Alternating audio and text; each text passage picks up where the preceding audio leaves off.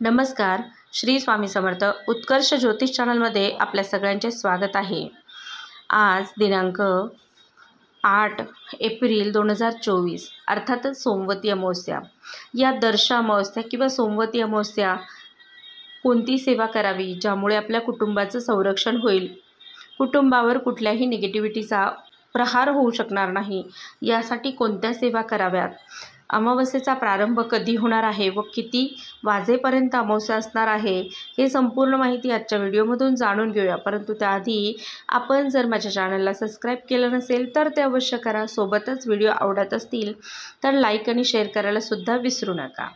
दर्श अमावस्या अर्थातच सोमवती अमावस्या दिनांक 8 एप्रिल रोजी पहाटे 3:22 सुरू होणारी दर्श अमावस्या 8 एप्रिल रोजी संध्याकाळी अर्थातच रात्री 11:51 समाप्ती होणार आहे. या दिवशी घराच्या उंबरठ्याला हळदीने लेपन करावे. पाण्यात मीठ, हळद, गोमूत्र टाकून घर स्वच्छ पुसून घ्यावे. आपली सर्व वाहने, आपल्याकडे कुठले यंत्र असतील तर ते स्वच्छ करून त्याचा उतारा करून नारळ फेकून द्यावे. आता अमावस्येला करावयाची विशेष सेवा जाणून घेऊया. कोणती सेवा केल्याने आपल्याला कुठले फायदे होतात जाणून घेऊया. सकाळी संपूर्ण अंगाला पंचगव्य लावून स्नान करावे.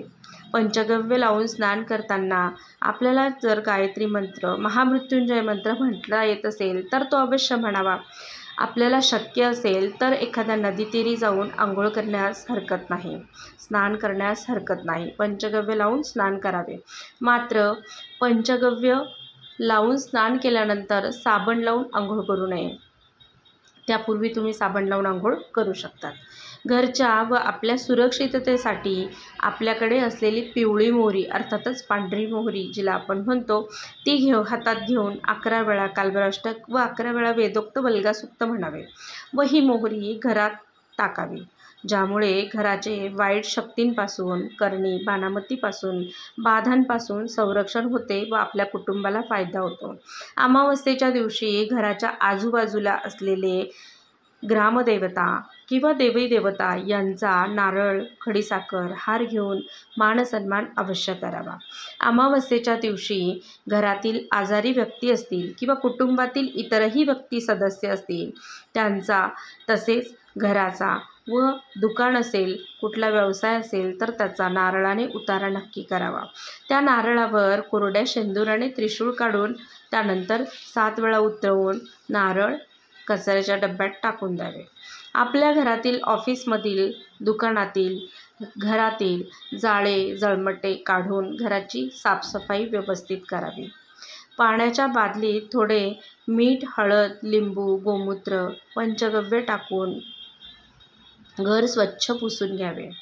घरात असलेली निगेटिव्हिटी निघून जाते.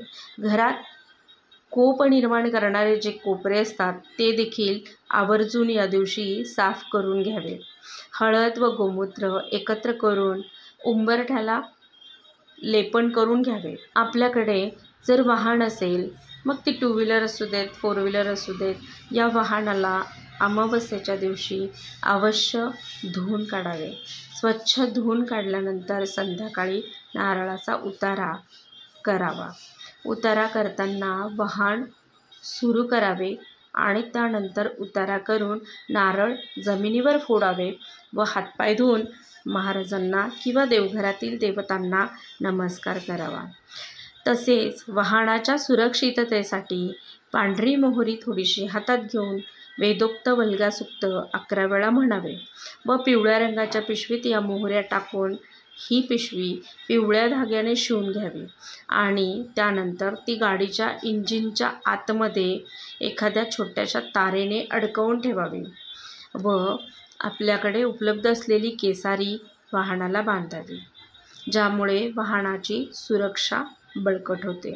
घर असेल, दुकान, ऑफिस असेल, कारखाना असेल किंवा तुमचं एखादा व्यवसायाचं ठिकाण असेल, वाहन असेल, या सगळ्यांना आसोला नारळ, गोरक्ष चिंच किंवा कोहळा बांधल्यास आपल्या घराचे, आपल्या दुकानाचे, वाहनाचे संरक्षण होण्यास मदत होते.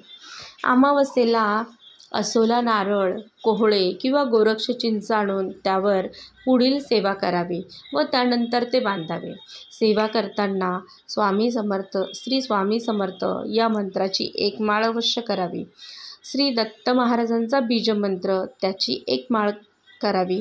शाबरी मंत्र असेल, नवनाथ मंत्र असेल, कालभैरवाष्टक असेल, वल्गासुक्त असेल, यथाशक्ती यावर सेवा करावी व ते आपल्या घरात बांधावे. संरक्षण पुडीसोबत बांधता येते.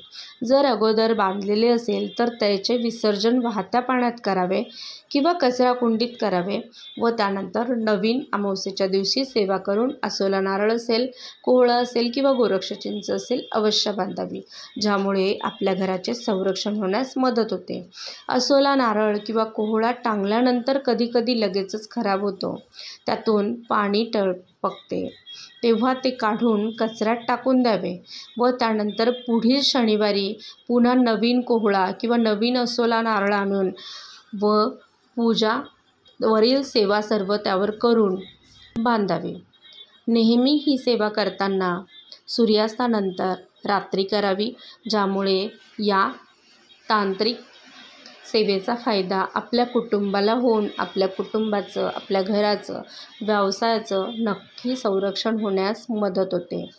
या दिवशी हिरण्यदान देखील सांगितले जाते. अमावस्येच्या दिवशी 12:30पर्यंत 12 ते 12:30च्या दरम्यान जानवजोड, 1.25 पावशर पेढे व 11 रुपये दक्षिणा घेऊन एखाद्या सत्पात्री ब्राह्मणास दान द्यावे. घरात शांतता नांदण्यासाठी काही सेवा या दिवशी केल्या जातात. त्यात प्रामुख्याने कर्पूर होम ज्याला आपण म्हणतो ती सेवा करावी, ज्यासाठी एक नारळ घ्यावा, तो देवासमोर ठेवावा, शेंडी त्याची देवाकडे करावी व सकाळ संध्याकाळ त्यावर एकानंतर एक असे एक कापूर जाळावे. 7 कापूर जाळावे. ते कापूर जाळत असताना महाराजांचा श्री स्वामी समर्थ मंत्र, गायत्री मंत्र अथवा कालभैरवाष्टक म्हणावे. हा नारळ दर पौर्णिमा व अमावस्येला बदलावा. जुना नारळ फोडून प्रसाद खाऊ शकतो, मात्र नारळ खराब निघाल्यास त्याला त्वरित विसर्जन करावे. शक्यतो अमावस्येच्या दिवशी परान्न वर्ज्य करावे, कारण अमावस्येला जो कोणी परान्न खातो, गुरुचरित्र वाचक जाणून आहेत की जो कोणी परान्न खातो त्याचे मासपुण्य निघून जाते, म्हणून शक्यतो हा नियम पाळावा. व्हिडिओ आवडल्यास लाईक आणि शेअर करावा. धन्यवाद. श्री स्वामी समर्थ.